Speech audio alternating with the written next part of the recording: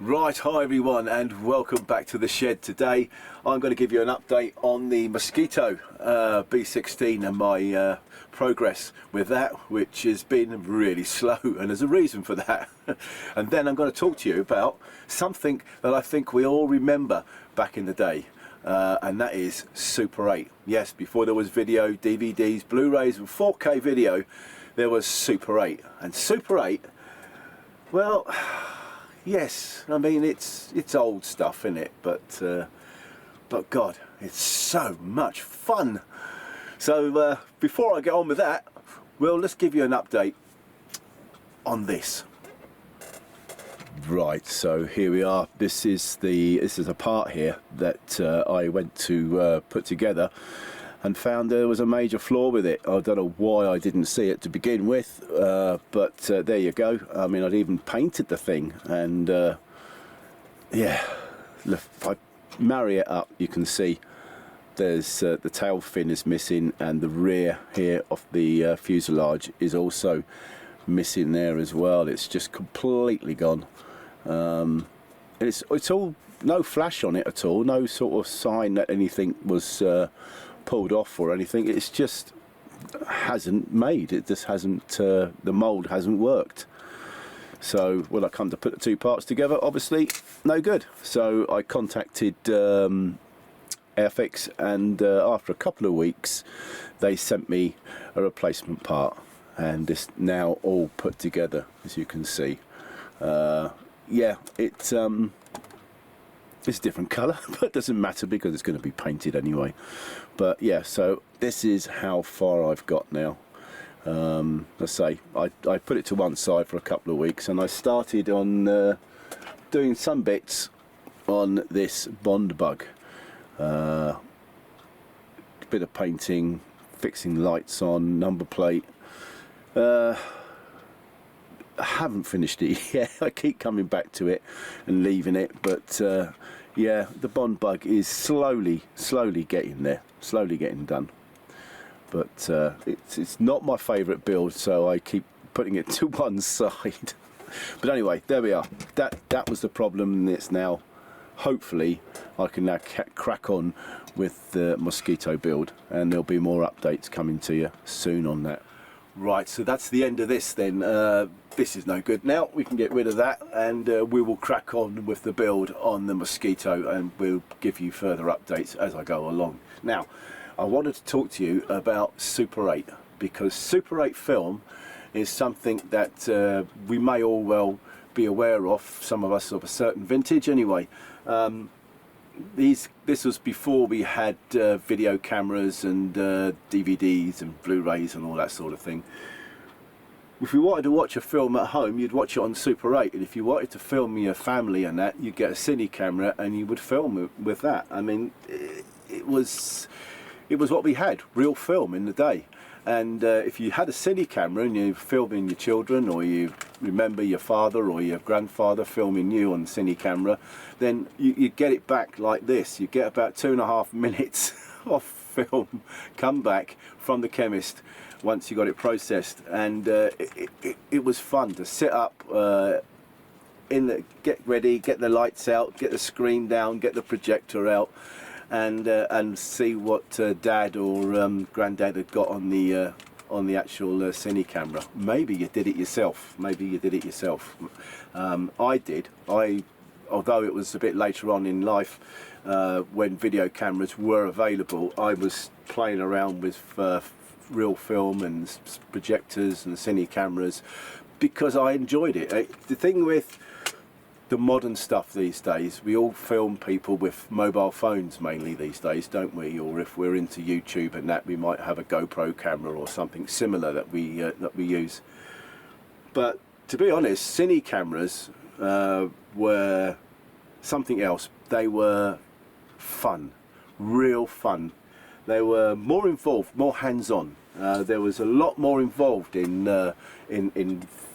having real film and using a projector, and there was a sense of occasion when you got this all ready to show something on a screen, like the family would get round, you put the lights out, cross the curtains, set the projector up, set the screen up, you know. Maybe you had an external speaker that you set that up under the screen and you put the wire, all the bits and pieces. Then before that, if you knew what you was doing, you would be cleaning your film, lubricating your film, getting it ready for projection. So much more involved. This, as I say, was more hands-on, more fun. So what we're going to do, we're going to have a look at this, we're going to have a look at some of the film, we're going to project some of the films, and I've managed to film it as best as I can so you can see what it's like, see what the quality's like. You may be surprised at some of it. Some of it is still pretty good quality actually, but remember one thing, I'm filming a projected image, so I've done it the best I can, but I will tell you that it is better in real life than what you're seeing it on the screen that you're watching now.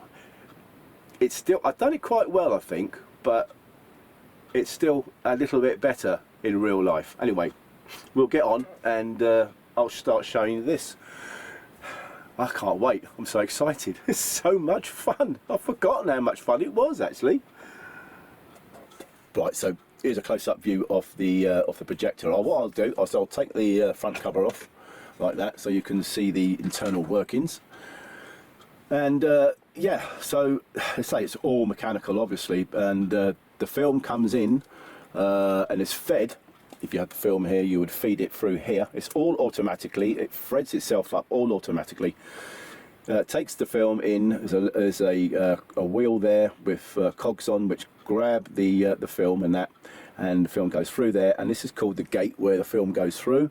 You have a claw in there which actually grabs the film at, say, if it's set to 24 frames a second, or 18 frames a second would normally be for home movies.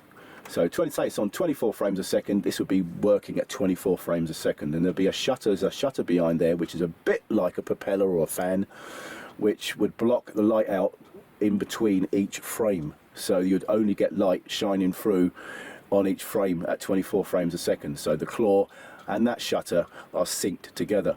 The film would come out the bottom there, form another loop at the bottom here, and the idea of two loops is that because it's being dragged like this, you don't want you want some give in that film. You don't want it to be tight because otherwise it would just rip it. It also keeps it steady as well, otherwise it just wouldn't be steady. The film comes out the bottom here, there's a sound head on this one, so it goes through the sound head, pick up the sound. There's magnetic stripes on the film, you see, and then it goes through this pinch roller. That helps to keep it steady, I believe, for the sound head, so you don't get a lot of wobble, because the way the film is working, like, you know, you could get a lot of wobble and the sound would be rubbish. And then it goes through, it's been pushed through here onto this other cog wheel, up, and then onto the takeoff reel. The takeoff reel is powered, so that's always holding tension and filling up the spool as it goes along, like that.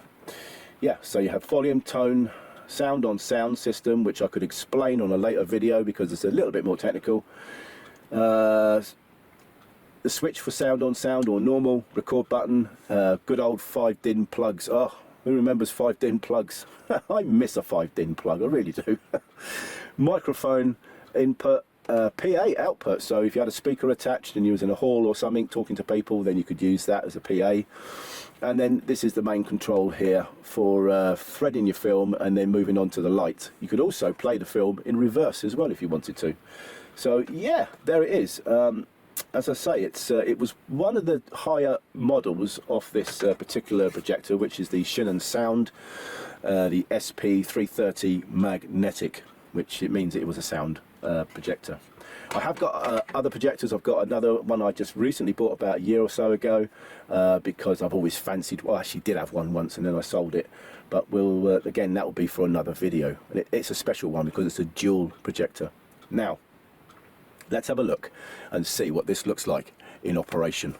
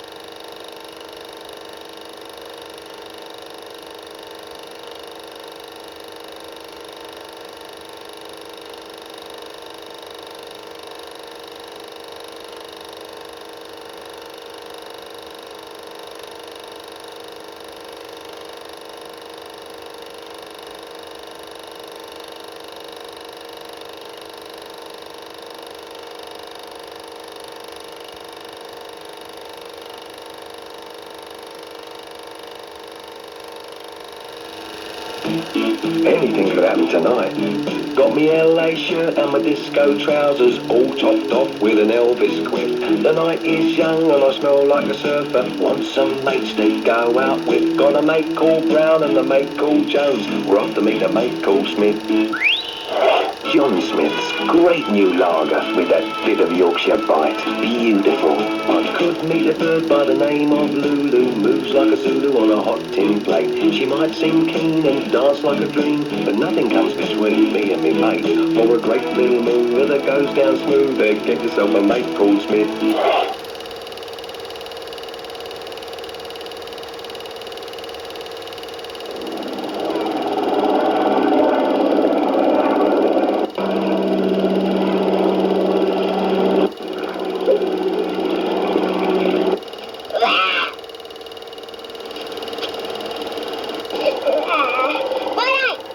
Right, well, thanks for watching that. I hope you enjoyed the little projection show.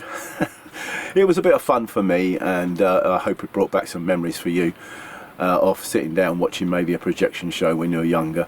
I will do more stuff about Super 8 in the future if you want me to. Just leave comments in the below in the comment section and let me know. There'll be an update coming soon on the Corgi collection that I started from the Corgi Club, and obviously an update of the mosquito build, the Airfix mosquito build, bearing in mind that I am not one of these professional builders that you see on YouTube. I'm just trundle along and hopefully make something that vaguely represents a mosquito.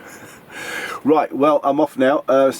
Keep an eye for future videos. If you can give me a subscribe, that would be fantastic, and a like would be also brilliant too.